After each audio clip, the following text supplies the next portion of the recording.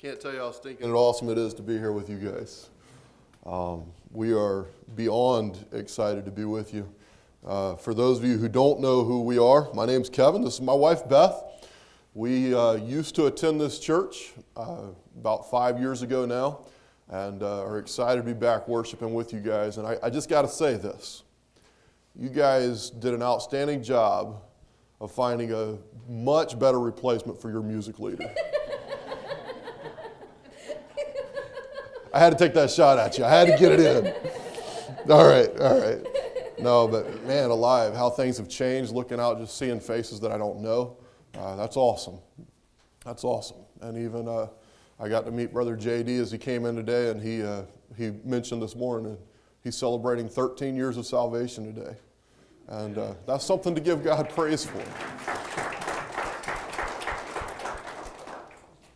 And looking around, I don't know the stories of each and every one of you, but I know the story of this church, a lot of it, and I know how God has been working in people's lives and how God has used your pastor to lead you in a way and be able to reach out into the community and see lives changed. And I want to say thank you to Faith Church for the huge impact that you've had in my wife and our children's lives. And we just want to take some time to kind of share with you what God's done in our lives, what we've been doing. We moved from here to Columbus, Ohio, where I became a youth minister full-time. When I was here, I worked for FedEx, and I just volunteered in the church however I could, got in people's way, ticked Carrie off a lot. But besides that, didn't do much. But we started our family here, got to meet or go to our neighborhood last night and see one of our neighbors that was here that we used to live next to. And so we have a lot of history in Chandler and Evansville, Indiana. Moved to Heritage Church in Columbus, Ohio. I was a youth pastor there for 4.5 years. And now we are stepping out to start a church in Portsmouth, Virginia, which is the area close to where I grew up. Also, your pastor grew up. And needy areas we're going to be sharing with you today. You want to say anything? No. Okay. This is our family. We're going to move into Portsmouth, Virginia. Portsmouth, Virginia is a very unique area. We will be planning with Mark and Casey Nepple. They were here several years ago, raising support to start a church in Suffolk, Virginia. That church has since been started, and as of December of 2014, they were able to step out, and they are now the lead church planters in Portsmouth, Virginia at Restore Free Will Baptist Church. Mark and Casey will be leading, and we'll be partnering with them as planting. Portsmouth, Virginia is surrounded by water. It's a beautiful area. If you ever get to visit the Virginia Beach area, Portsmouth is right across the bridge tunnel from them. It's kind of a world of its own. One thing about Portsmouth, Virginia, big naval town. A lot of shipyards, shipbuilding. Used to be considered part of the Bible Belt. No longer.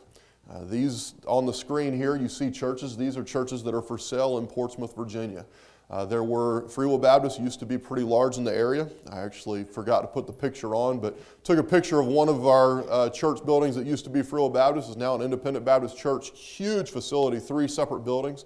The church is now running about 40 people in that big facility. We've been to churches, Pastor Mark has been to churches that will seat 1,000 plus, and they'll have 20 people there on Sunday morning.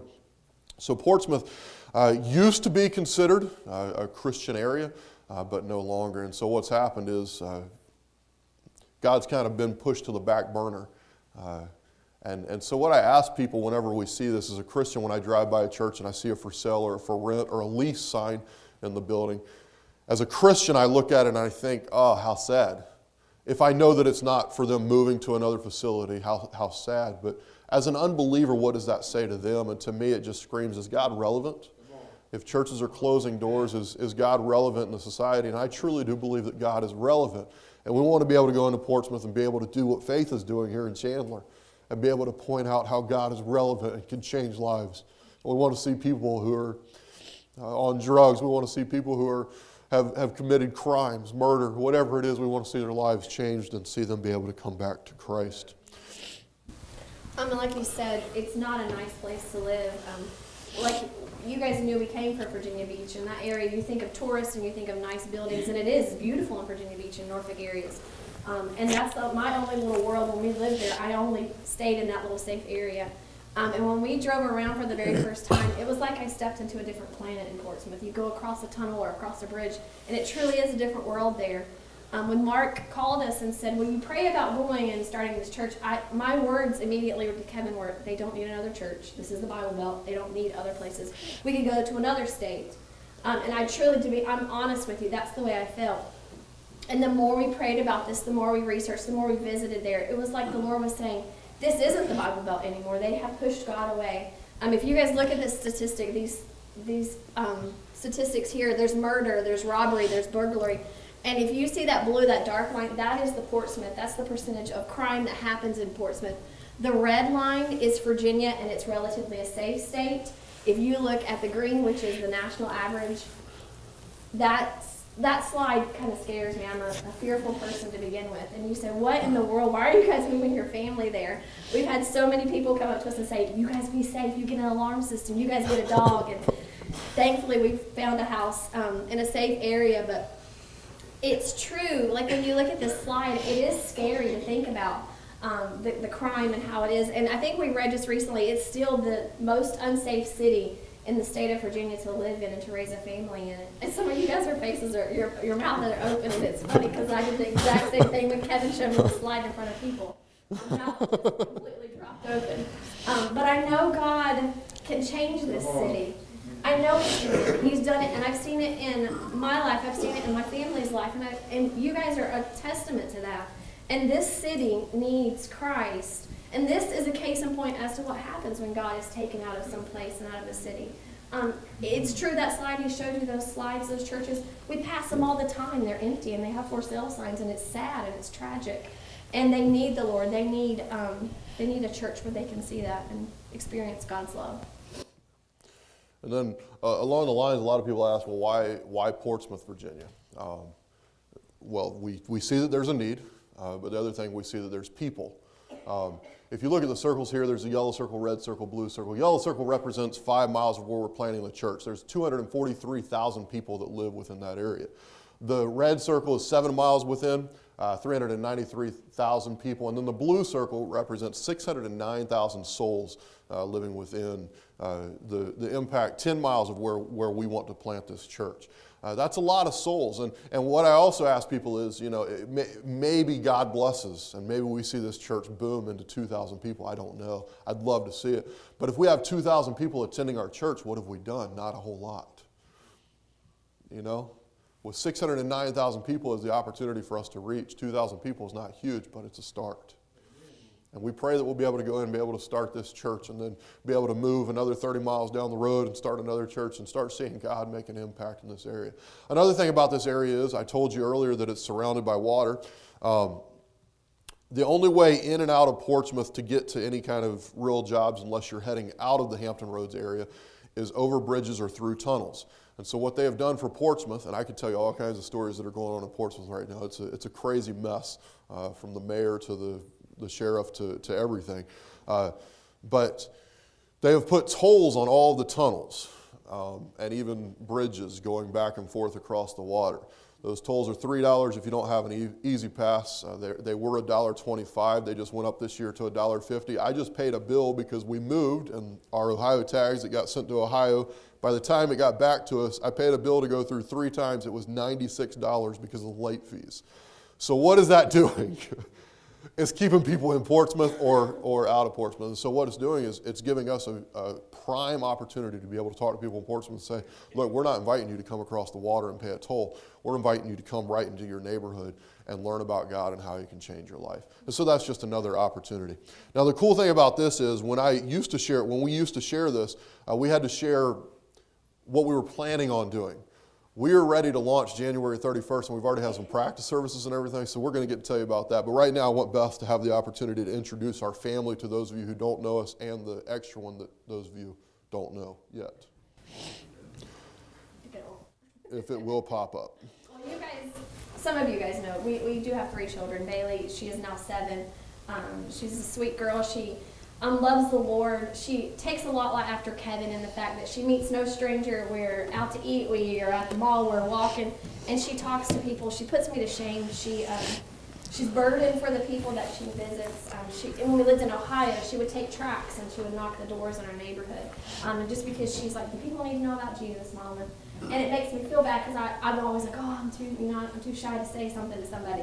But she's not like that, and I'm so very thankful that she's not. She's a wonderful little girl. Caleb, you guys, when we left, he was 4 months old, so most of you probably may not even remember him. He's still the redheaded little boy, and he's still all boy. We stayed with Bob and June, and he couldn't wait to go see that gator that was in that garage. He woke up talking about, I'm going to see that gator. And he loves John Deere. He does love Chevy trucks. You guys know Kevin. He loves those trucks. He's just all boy. He's a sweet boy, and he also loves the Lord. They both have accepted Christ, and it's just been an awesome privilege. Kevin got to baptize them as well. And then our third, which you guys, we didn't bring, her name is Brenna. She's up there. She's up there. You can see that face that she's making. That's the delightful child that we have. You ever heard the terminology like the strong-willed child? God blessed us with a third one that's like that. And Kevin says she's a lot like her mom. So She is. But she's a blessing. And as you guys know, children are a blessing. They're a heritage from the Lord. And I thank the Lord every day for that He gave us these 3 blessings. I do wish we would have brought her, except minus the trips driving in the car. I'm glad we didn't bring her. But we are thankful, and we're very glad. And the reason why we show you them is just to say they're a part of this team. Bailey and Caleb have helped us so much when we'll show you the facility that we're renting. They help us bring in the toys. They help us, greet the kids that come to our church. And they've been such an asset to our ministry, and we're very thankful. And another reason why we show you our kids is God gave us this house. We tried to buy another house, and God gave us the house that we have in Suffolk.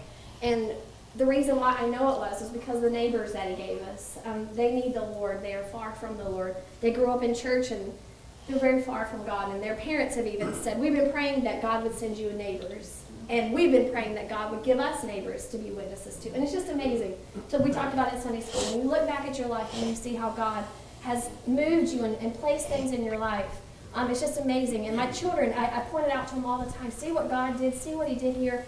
And this is the kids. Their names are Ariana and Isaac. And we're just very thankful that we get to be a part of this family's life. And hopefully they'll come to know the Lord. They've already committed to come to our church. And they help us, and they're not even Christ followers. They come in and they help us bring in the stuff, and they help us set up the sound and the microphones, and it's just amazing. It truly is to see what God's doing.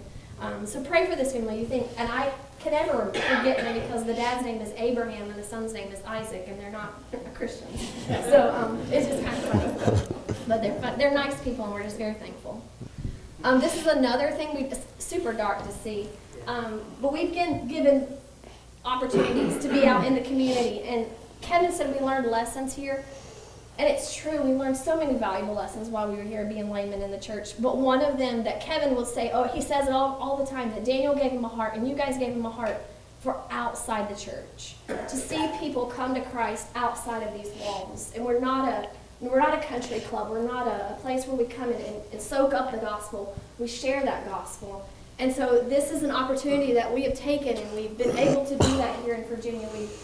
This was an opportunity in downtown Portsmouth where the city gave us the candy, and we got to pass it out, and we gave them tracts, we gave them information about our church. We had 2 families come because of a result of this, just giving out the candy that they gave us to give out. And it was just awesome. A church also in the area, they let us have their facility, and this is the back of their church. And this is one of our interest gatherings where we just ask people to come. We have coffee, we have little snacks, sometimes we have pizza, and we just talk and we just get to know. Just like you guys, we enjoy those times in the gym. That's what they do too, and we enjoy that time together, meeting people, and it's just an awesome opportunity. And this is one of those early on. This is kind of the beginning of us getting together. So. Yeah, and so every other Sunday night, we'll have a service one Sunday night in this church's facility. They don't use it on Sunday night. And then we'll have a get-together, and then the following Sunday night, we'll have a service. And so it's just something to start inviting people to and start practicing, get to know people. This was our first junior church. This was near and dear to me. I got to lead the junior church, and so we were excited about that. And then we've been praying for a facility, and we got to tour a facility that we thought was perfect. I mean, we walked in, literally, it was the first facility that we walked into, and we were like, oh, wow, this is amazing. we started talking to them, and it was like, hey, what would be your opportunity of renting on Sunday? They're like, we've never done that before. What are you? We're a church. And they're like, oh, well, we'll have to be really careful with that. Fast forwarding really fast, it was the Virginia Sports Hall of Fame in downtown Portsmouth. It was built 10 years ago, brand new facility. It's got a really nice area, but they called us back and said, hey, we'd like to talk to you more about renting the facility. So they brought us into their conference room. That's a big conference room. So I walked in and I'm like, oh no, thinking I'm going to be sitting around with all these people. And so we ended up sitting in one corner with two other people. And they started grilling us and saying, the president wants to know, the president wants to know, the president wants to know, the president. And we're trying to answer the questions, and we were like, we'll never get it. 2 days later, we got a call, and they said, hey, whatever you want, you got it.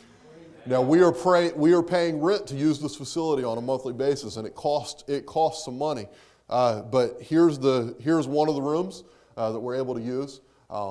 It's got stadium seating. We don't have to bring chairs in, which is huge. Yeah, that's really nice. And they set up for us, and they tear down and they clean up, and they do it all. And it's cheaper than the next place they tried to look. Yeah, we would have to buy the chairs. We would have to buy and set up. And so it was just, God did that as well. And both the people that we've been working with have been very, very generous to us and very helpful to us. So what we did, as soon as we found out this out, we were like, let's push the envelope. Can we have a service in 2 weeks for Christmas? And they were like, okay. And so we did. So we started passing out flyers for a candlelight service. And we even got in contact with a local park, and we set out some Christmas trees like y'all had done here. We put a banner up promoting it, and they let us use their big room for this service. And we had 76 people come out to the service on a candlelight service. So it's exciting. It's exciting to see God working, and since that time, we've had to do some changes. We've had to move some things around, do different things. Now, one thing that you know about a church is you have to have things. You have to have a sound system. You have to have a nursery. They have none of this, so what we have to do is we have to load up every week into a trailer. I'm getting ahead of myself. Let my wife talk about this real quick. Oh, and on Christmas Day, like I said, we want to be in the community. We want people to know who we are so they have a place to come and to learn about Christ. And a business there, it's a restaurant, it's a burger place. They called Mark and said, hey, we're doing this thing on Christmas Day, Christmas morning. We're going to feed the poor. We're going to give out clothes to the poor. We want you guys to come. So last minute, we all jump in the car. My family, my brother's there. He's visiting, and his wife. And we get in the car, and we go down to this place, and we sing carols. You can see Travis, the guy in the plaid with the guitar. He's the guy who does our music for us. And Travis and a bunch of other people just showed up, and we started singing, and we started feeding people. And it was just an awesome opportunity. They plan to do it every year. And it's just been amazing to see how God gives us these opportunities. Here's the group from our church. You can see Mark and Casey there on the left. And again, it's awesome to see how God works. And with this, they had the newspaper show up and do an article. I had a couple other things show up, and with the television, Channel 3 News was there, and they did a little blurb on it. So it's promotion. It's a way for us to show, Restore Church is coming, and we're not just about ourselves. We want to see God get out into the community. And so we're excited about that. So now let me get back to the whole moving the church around and all that stuff. We have to set up every week. This was literally us the first time that we practiced this. We got all of our sound equipment in, and we had to time it down because we have to be set up in an hour. And so I had the stopwatch, and we literally said, on your mark, get set, go, and we started the clock. And we all took off running, and we're setting up speakers, and you see the big wooden box over there. We built 3 of those, myself and Pastor Mark and my brother-in-law. We built 3 of those that go into a trailer. We've had several things that have been donated. There's Pastor Mark painting the container or the cart, I'm sorry. We also have to load up a trailer. We were using my brother-in-law's trailer for a while, and a guy came in and said, you know what, I've got a trailer just like this. I'd like to donate it. So we did. It needed some work. We had to rip the floor out. We had to rip the gate off. We had to do a lot of work to it. We had some guys come in that worked for the shipyard, and they welded us some more supports in there. We worked on this thing for about 16 hours. While we're working on it, the power went out in the building that we were working at. It never does. The whole property, the power went out at this facility for 45 minutes. So we're in there with our phones holding flashlights so that people can continue to try to rip floors out and things. But it's just really cool to see how God's bringing everybody together. And then these are just some of the pictures of us working at it. I got some guys welding, cutting metal, just some really cool guys. And then this was the coolest part to me. This is my neighbor. He came out with us and he stayed out till about 1 in the morning. And this is not his kind of thing to do, but when we got back in the truck, he said, "Thank you for inviting me. I had a blast." So it's just doing things and finding ways to be able to connect with people. And we're excited about what God's doing. We're excited about how God's going to use Restore Church, and we're excited to be able to partner with Faith Church. And I want to say thank you from the bottom of my heart to Faith Church from my family. You guys, I put it on Facebook this morning, you guys are literally our home church. We grew up in 2 different churches. We went to church in Virginia Beach and North Carolina, but when we come back here, we feel at home. And I wish we could come back all the time because you guys just make us feel so welcome. But when we come back, the reason we love it is, I don't know all of you. I don't, but that's awesome. That's so cool because what I'm saying is, God's doing something here. And I hope that God will continue to work here, and I hope that you'll pray for us as we go out. Now, I think most of you know me, and this is going to be, or some of you know me, and this is going to be the part that I hate, okay? I don't hate this part. This is our prayer card. We've got one of these. We'd like for each one of you to take one of these on your way out. I told my wife as we came in, I'm not pushing this like I would at other churches because I love you guys. And it's hard to sell, if you will, to people that you know personally. But this is our prayer card, and I would beg you to take this, put it in the dash of your card, put it on your mirror as you're getting ready for work, at your workstation, whatever it is. Take this with you, and every time you see it, just say a word of prayer for us. I told you we're looking to start January 31st. It will be our first service, and man, we need a lot of prayer. Need a lot of prayer. There's a lot of funds that goes into this. Right now we've spent about $35,000 trying to get just to the point that we're at, and we've got a lot more expenses coming. Plus we've got salaries that we've got to take care of. I've got a family to take care of, and one thing that I'm going to ask you guys to pray for dearly, I have not been able to settle health insurance for my children since we've moved. The whole switcheroo that's going around, and I'm not upset with it. It's just there's a long process to it, and so right now my children don't have health care. Thankfully, we were able to get everything done before the new year kicked in, but pray that will fast forward and we'll be able to get some things going. So that's a prayer request that I do ask for. Take one of these. But then the other thing that we ask is for financial support. We come around, we do this as a full-time thing. I've got other things that I'm doing. I've got several side jobs that I'm working with. I've got 2 jobs I got to do when I get back. I take care of 26 acres there where my kids go to school. I take care of all the grounds. And so that helps suffice for some of the income, but we are considered full-time missionaries. And with that being said, we have a little white card that I would love for you to get. I didn't put it in your hands for a reason. But we have a white card, and what you would do, you would take this and fill it out. You'd put my name as the missionary, and then you would mark a monthly amount that you could afford to support. If it's $1, $5, $10, and I'm being completely honest with you, if you walk out here and say, I cannot afford to support him, I don't care. It's not going to hurt me at all, because what I've learned is God blesses either way. If you promise you'll pray for me, I'm good. Amen. So don't walk out of here and be like, oh, he just wants my money. I don't want your money, I promise. If you can't afford it, do not support me. You take care of your family. You take care of your church, okay? But with that being said, you might be able to support $10 a month, $20 a month, $50, I don't know. But whatever it is, we would appreciate it. There's 3 ways that you can give. First of all, you can mark on here that you'd like to receive our newsletter. We have a monthly newsletter that I type up. It's terrible. It's awful.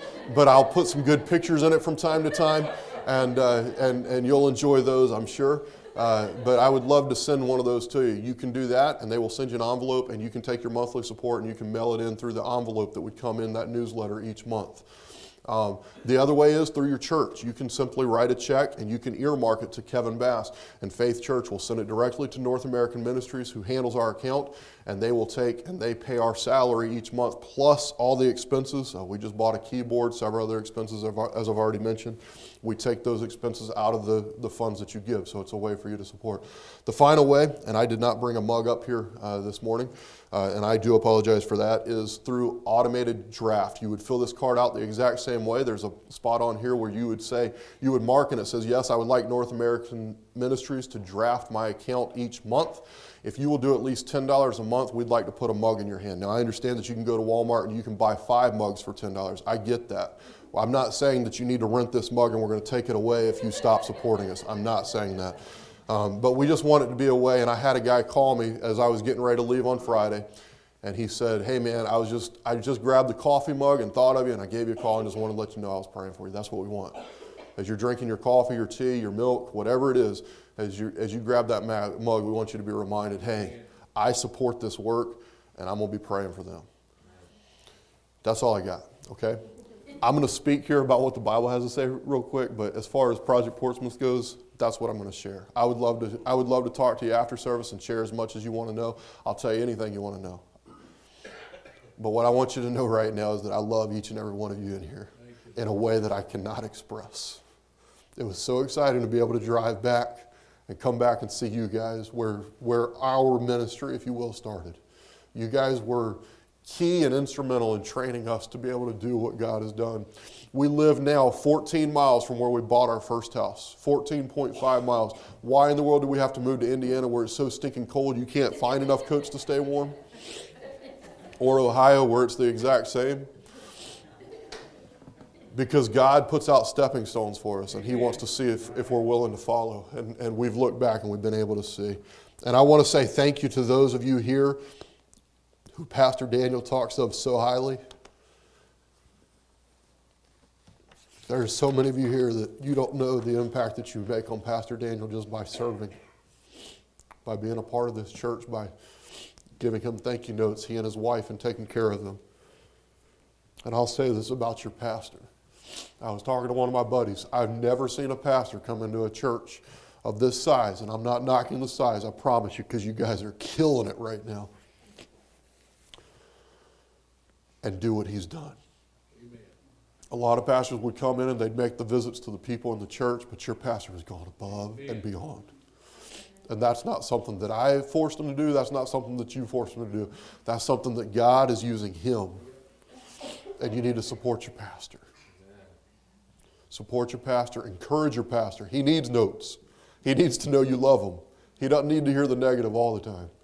But I'm serious. Your pastor talks highly of each and every one of you. Thank you for those who have stepped up and served in ways and in areas that many of us just don't have the ability to do. It's been awesome. I saw the teen room downstairs. It's painted. I don't know who that mom is that did that and that family is who did that. I see some people looking around. Man, that's great. That's really cool. The foyer that y'all are doing, that's awesome. You guys, this is incredible. To be inside, a lot of times we kind of become complacent. And we kind of lose sight of the good that God's doing sometimes. But I'm telling you, when somebody steps out for 4.5 years and comes back to visit, woo, you guys have changed. God has changed this place and changed the people in here. And I want to say thank you. I'm going to turn to Mark chapter 2. I've never had this happen to me. Usually when I walk up, I know exactly what I'm going to speak on. And truthfully, I usually have 2 that I pick from moving around. This morning I had 4 thoughts in my Bible. That's all 4 thoughts that I've ever spoken. But I have this one, and I feel like it's just the one that God would have me to speak. And I promise you I will be brief. If you will listen quickly, I will speak fast. Mark chapter 2, verse 13. My Bible says, "And he went forth again by the seaside, and all the multitude resorted unto him, and he taught them." He, in this verse, is speaking of Jesus. He's teaching a large crowd which kept coming to hear him.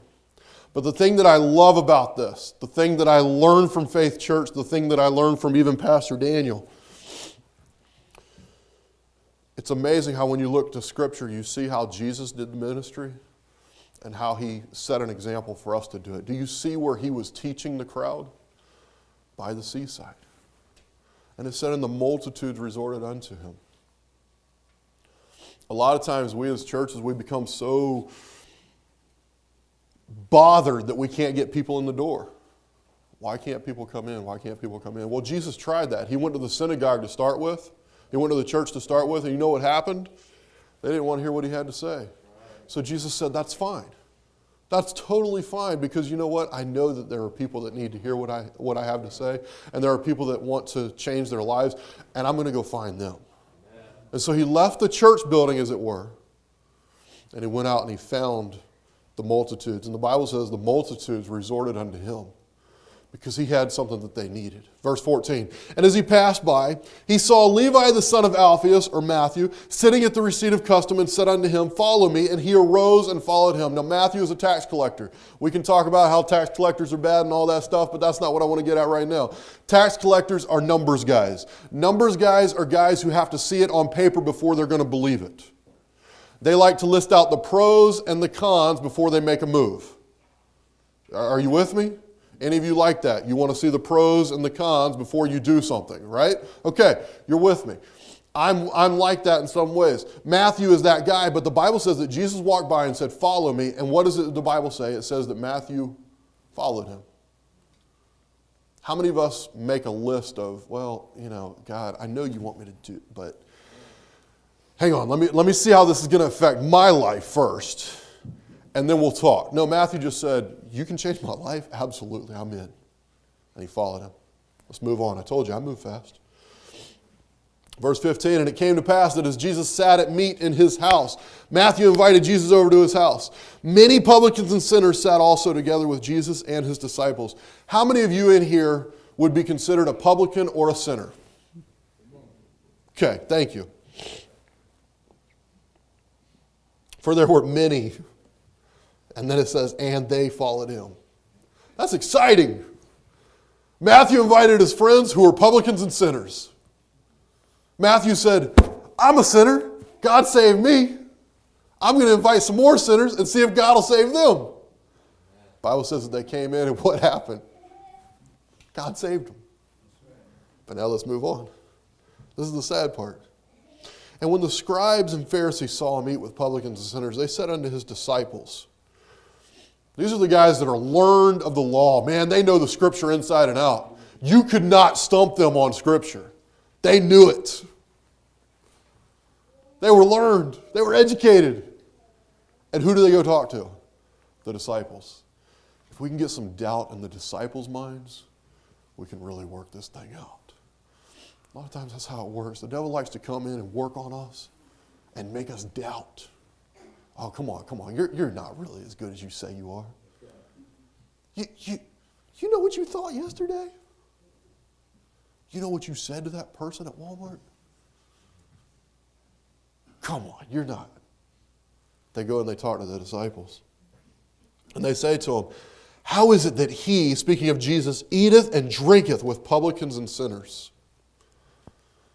Now, I'll give this to you. When you sit down to eat with someone, why do you sit down to eat with someone? Look, I stayed with Brother Bob and Miss June last night.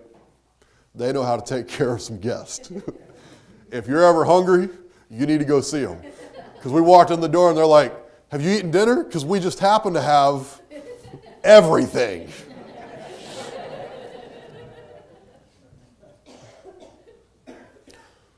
But I enjoyed sitting down with them and talking. But when you sit down at dinner with someone, you aren't sitting down to say, all right, you and I don't see eye to eye on a lot of things.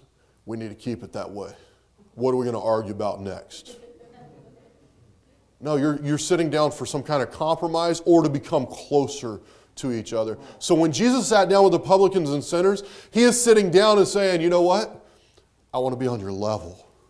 And I want you to see where I'm at.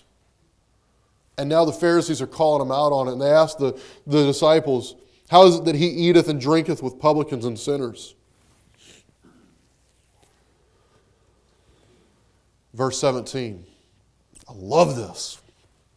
When Jesus heard it. Boom. Who did they talk to?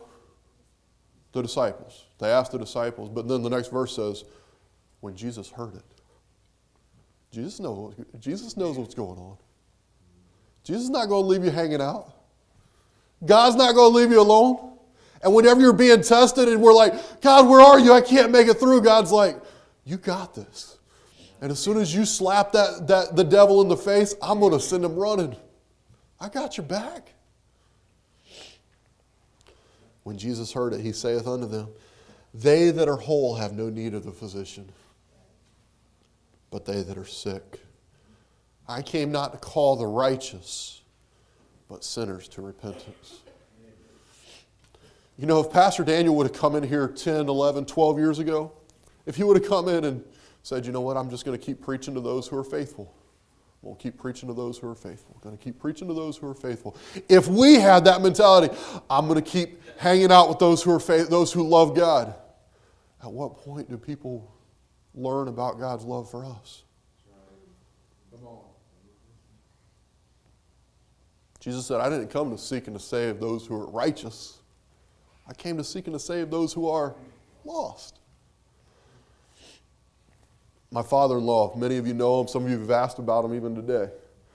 But my father-in-law walks hunched over. He was hurt in the military at a young age, 20 years of age, and he was retired. Last winter, he was taking his trash out. And he's got an incline on his driveway, and so he was sitting in a wheelchair rolling his trash down the driveway. The wheelchair gave out, he fell out, hurt his shoulder.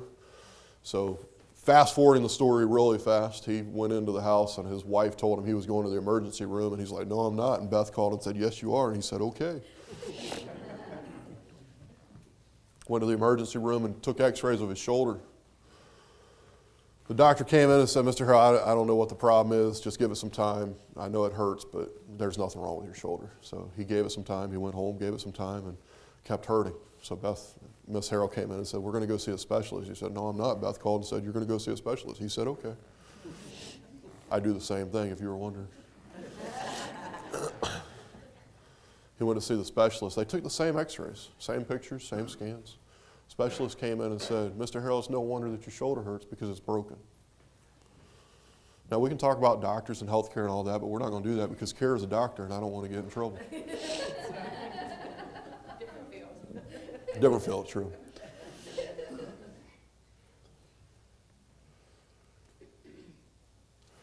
That emergency room doctor is a doctor who is there just to get people kind of okay to get through the pain. They're not a specialist. Can I say to you, we as Christians, a lot of times we try to be the specialist and we try to figure out everybody's problems. When in fact, all we should be doing is saying, you know what? I hear you. I see you. I'm sorry. And I'll help however I can. But I know a specialist. Amen. This is what I've learned in my time being moved around. My wife told you, we had the opportunity to work in a Good News Club at Heritage, and God blessed it. It was really cool to be able to be in the public schools and be able to do things that you think you can't do. It's amazing what God opens up when you're willing. That's right. But my personal life, I started with FedEx in 2003, right before my wife and I got married. I went from loading and unloading trucks to loading and unloading planes to being a driver where I got to drive tractor trailers on the airport ramp, and it was a really cool job. And when I got that, I would always invite my managers, hey, you guys come to church. We had a big Sunday one Sunday, and I invited them, and some of you have probably heard me share this, but I invited my manager. I gave him every spiel I could. Dude, you come out, I'll take you out to lunch. You just come to church, okay? Come to church. So this is what happened. He showed up at church, and you know what happens when your friends show up at church. You get excited. And when you get excited, what do? You start introducing them to everybody you possibly can. You introduce them to every kid in the nursery. You introduce them to every pastor.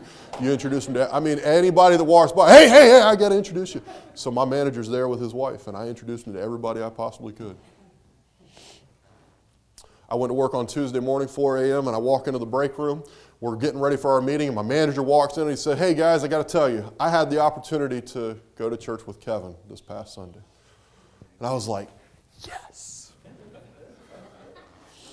And then he made this statement. He said, and I've never seen Kevin as excited, and be careful with this. He said, I've never seen Kevin as excited as I saw him at church on Sunday. And you know what I did? My head got big. I went out and I'm pre-tripping my truck, checking it out. Getting ready to drive, and I'm like, yeah, I'm like super Christian. And then I'm driving down the road, and it's literally like God smacked me upside the head, and he's like, you big dummy. Why is it that you're so excited in the church where the righteous are? But whenever you're working alongside of the guys who need to know me, you're not that excited. And so this is what I say to you. How do you live your life? How do you live your life? When you walk into Walmart and they're having that family reunion right in the middle of the aisle that you just need to grab some bread and move on, and they are packed there talking, how do you react? Y'all know what I'm talking about. There's a Walmart in Boonville. I've been there. How do you react? When that waitress is not as friendly as you think she should be. What you might not know is that she might be on the phone in the back trying to figure out where her kids need to go because her husband's left her. I don't know. But at what point do we start living our life outside the way that we live our lives in the church? I always heard it growing up. Your neighbor should see, and I know that you all have garages because it's so stinking cold outside. You've got to have a garage in this place. Your neighbor should see your garage door go up every Sunday morning and see you back out and know that you're on your way to church. And I'll say that that's a good practice. But I'm going to say that if that's all they know about you as being a Christian, you've already lost. That's right. Because you should be the best stinking neighbor they've ever had. Sad to say, we had some incidents in our life where our unsaved neighbors treated us better than our church family. But how can we fix that? We can be that neighbor to them when they need it. Guys, our neighbors are not just next door. Our neighbors are everybody that we come into contact with. And if we're not willing to give of ourselves and be excited about God, even though we're having a bad day, and man, that's tough. If we're not willing to share Christ in every situation that He gives to us, He's not going to bless. Because Jesus didn't come to seek and to save the righteous. He came to seek and to save that who was lost. So this is what I want to do now. I'm going to turn it over to Pastor Daniel here in just a second. But you might be here today and you might be like me where you're like, you know what? I don't live every day of my life like I should. That's me. I have days where I don't want to talk to people. I'm just like, hey, just leave me alone. Don't need to talk. But that shouldn't be right. That's not right. But then I want to say, you might be here today and you might be saying, I don't really know what he's talking about, Jesus saving my life. But I do know that I need something. And I want to challenge you. As Pastor Daniel comes, I want to challenge you to talk to somebody, find somebody to talk to about how your life can be changed. Thank you so much.